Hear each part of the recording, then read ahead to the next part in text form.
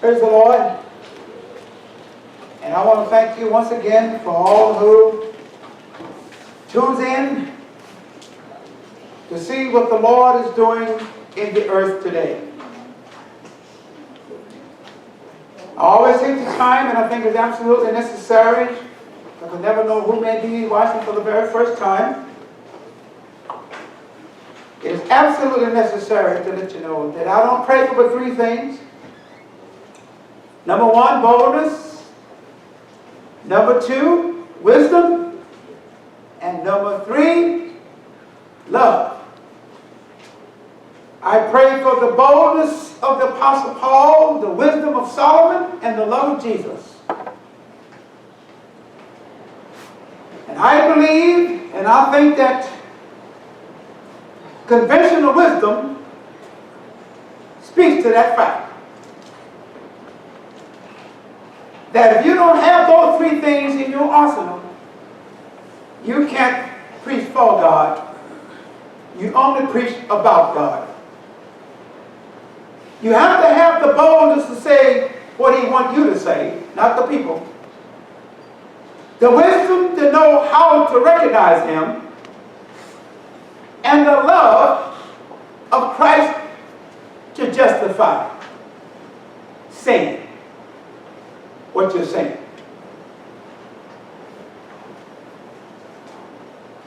We're going to talk about a subject that I'm starting brand new, expect to be approaching it again. Prosperity preaching is sophisticated idolatry. Prosperity preaching is nothing more than sophisticated idolatry. Stay tuned.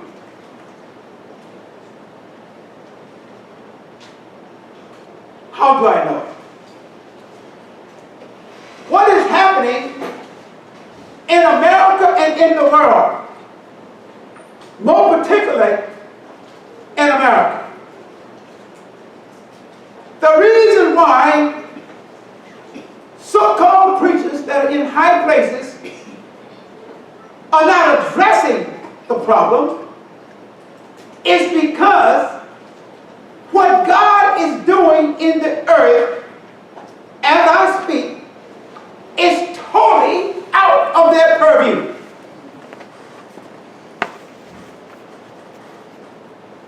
That's why I am a truth machine. God needs some truth machine. How is it that everything that's happening in the earth today is fulfilling to the very letter the will of God? Now, why isn't that in the purview of those in high places? Because whenever you begin to preach the gospel with a hidden agenda, with the idea, with the purpose of enriching yourselves, you will get nothing out of heaven. So if nothing is coming out of heaven, what's going on in heaven, or for heaven, or because of heaven, is not even in your purview. Somebody say amen. Somebody say amen. I'm here to tell you without a doubt that everything that happened in America has already been prophesied. Yes. What's going on in the Middle East, what is happening in the Middle East, has already been prophesied by the Hebrew prophets. And it's happening to the very letter as how it said it was going to happen. when you preaching a message or have an ideology or a narrative that is not conducive to God's will. Here's what happened. What is going on in the spiritual realm? It's totally, and I keep saying this, it is totally outside of your purview. It would be like a person watching Channel 30 on TV, and at the same time you have another group of people watching Channel 4. They don't know what's going on. If you're on Channel 4 and someone else is on Channel 40, at the same time, you can't know what's going on each other's channels. When you are not preaching for God, God is on Channel 40 and you on Channel 4. Oh, somebody say that. That's what's happening in our churches. You're not on God's channel because until your interests become heavenly interests, God is not going to allow you to get on his channel. Amen. Oh, somebody say amen. Somebody say amen. God did not come to this earth to prove something to men.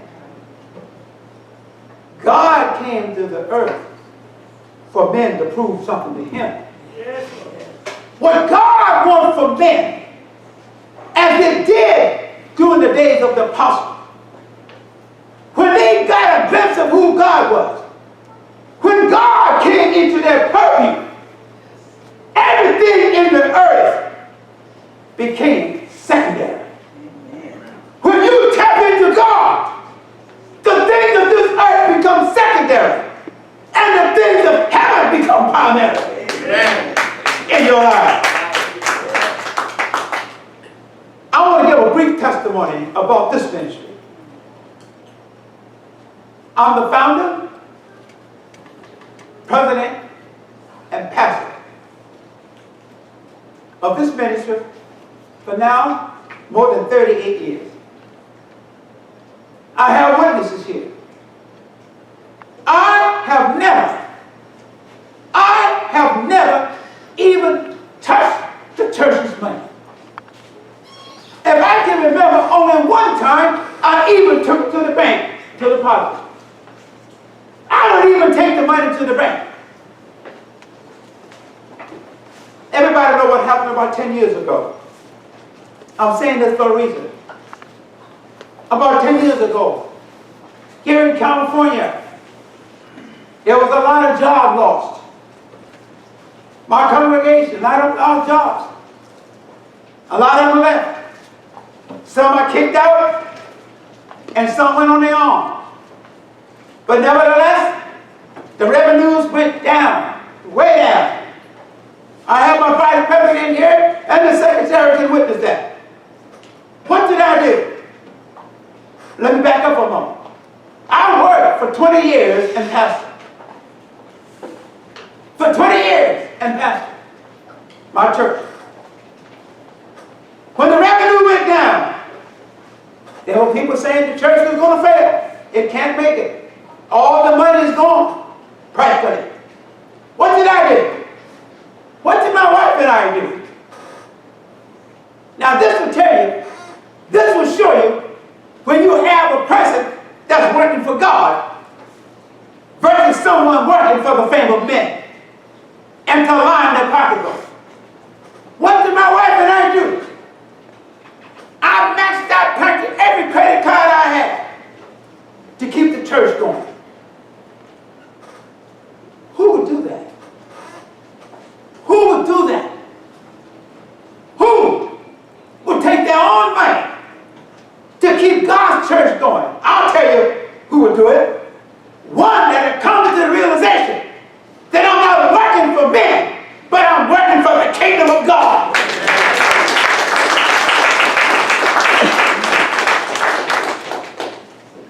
In any person, I made a note here. Any person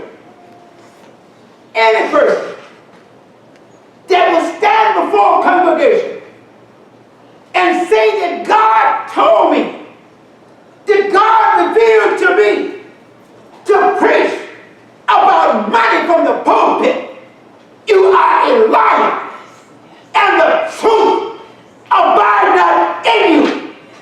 And I'm going to tell you, I'm going to go and take a step further. Time is going to be your greatest enemy. No man can rise above the man you're working for. How can Christ come to this earth being God in the flesh and made himself a servant unto man to save him? You're working for him and you're a celebrity.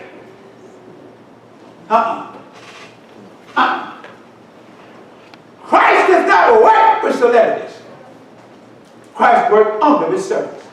Amen. If you're not a servant, you ain't working for God. And the more lies you tell, the more people will be attracted. We're living in a time right now when what the prophet Isaiah said. They're calling bitter sweet and sweet bitter. Truth for lies and lies for truth. When people say what you want to hear, when you say what the people want to hear, your lies become truth. When you say what they don't want to hear, your truth becomes lies. Amen. That's the world that we're living in now. If you want to see an example of it, look what's going on between the Democrats and Republicans. Just watch what's going on. These are the exact things that God said was going to be happening. God said, if you don't serve me, America, I will take peace from the earth. Amen. Donald Trump taking the peace. I said, Donald Trump taking your peace. Amen. Huh? I say amen. I say amen. If God wants to take peace from the earth, He's not going to bring somebody advocating peace. You can't stop peace with an advocate of peace. Yes. Oh, somebody say amen. Yes. God Almighty is calling the shot. Yes. God Almighty said, America, you ain't going to throw me on the back burner for so long. You can't live in a world when the world feels I don't need God. You can't live in a world that says I will tell God what I want to do. You don't tell God what you want to do. God tells you what you dare to do.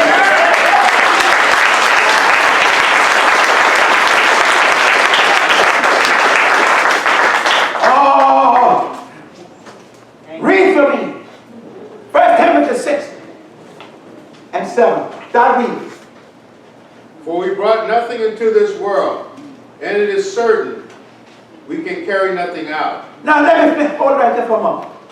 You see, whenever you are not in God's will, your purview stops right at the grave. It stops at the grave. Now, whenever your purview reaches to heaven, your will, your desire, your focus goes beyond the grave. That's what that scripture says. You brought nothing into the world, and you certainly not going to take anything with you. I don't care how much money you have. I don't care how famous you are. I've never seen a brace truck following a funeral procession. I tell you what. And if you put it in the grave, somebody's going to go in and take it. Somebody's going to steal it. So listen to what God is saying. Now, I want you to be able to distinguish between those who are working for God and those who are working for fame and fortune. Keep reading. I want to get to this idolatry thing and go show you clearly that any man, any preacher who labels himself as a prosperity preacher, and that God want to give you this, and God want to give you that, you are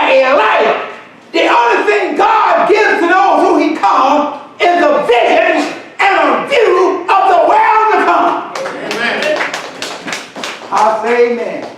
How many messages Jesus preached about the earth? How many messages Jesus preached on money? How many messages Paul preached on money? Look what Paul said about money. Read quickly. And having food and raiment, let us be therewith content. But they that will be rich fall into temptation and a snare, and into many foolishness and hurtful lusts, which drown men in destruction and perdition. It does what? And then, hold it right there. I've heard a lot of people, oh, look what God did for Solomon. Look what God did for Solomon. Boy, when you read about what God did for Solomon, he superseded what he got Bill Gates. This man had it going on. But what happened to Solomon? They don't talk about that. They talk about what Solomon got. But they don't talk about where Solomon wind up at. This is what Paul's talking about. He said that money and fame, you see, here's what money does. Here is the devastating power of money. The more money a man gets, the more he feels that he's next to God. As a matter of fact, money can make you feel that you're above God. You begin to call the shot. That's what he's talking about. The money. What God does to anybody that he calls, he makes them focus on heaven and not focus on money. For the love of money is the root of all evil, which while some covet after, they have erred from the faith. What does it do? What does it do? Error. It errs from the faith. What money does and what it's done to these prosperity so-called liars, what it has done has made them qualified, or they think they qualify, to initiate a new version of the gospel. There's a new version of the gospel preaching where you find merit. I say amen. Amen. They don't talk about Jesus said denying yourself. Huh? What they're saying, God, you deny yourself and let me have what I want. But Jesus said, if any man want to know me, you got to deny yourself and then take your cross and follow me. Read on. Let's go quicker. And pierce yourself through with many sorrows. Oh, hallelujah. But thou, O man of God, flee these things and follow after righteousness, godliness, faith, love, patience, meekness. Fight the good fight of faith. Lay hold of eternal life, whereunto thou art also called, and hast professed a good profession before many witnesses. Oh, yes, Lord. Yes, Lord. What is he talking about? The apostles did that. Why the apostles did that? Oh, somebody said, I want to be like Pepto Dollar. Pepto Dollar, Mr. Dollar. Mr. Dollar, I want you to get on your knees and stay on your knees until you touch heaven. And you'll come back and you'll change your name from Mr. Dollar to Jesus Christ. Amen. Oh, read the next one quickly. Though I speak with the tongues of men and of angels, and have not charity, I am become as sounding brass or a tinkling cymbal. And though I have the gift of prophecy and understanding, all mysteries and all knowledge. Listen to what he said. Look what he said. If I don't have the love of God, to preach the gospel, what do you become? Read it loudly. And though I have all faith, so that I could remove mountains and have not charity, I am nothing. And though I distribute all my goods to feed the poor, and though I give my body to be burned, and have not charity, it profit me nothing. Nothing. Zero. Zero. I'm going to say something to Mr. Dollar, Kenneth Copeland, Joel Osteen, George Myers, and some of them other fake that I cannot name. You know as much about Jesus Christ and the Word of God as a turkey knows about conducting a prayer meeting. Stay tuned.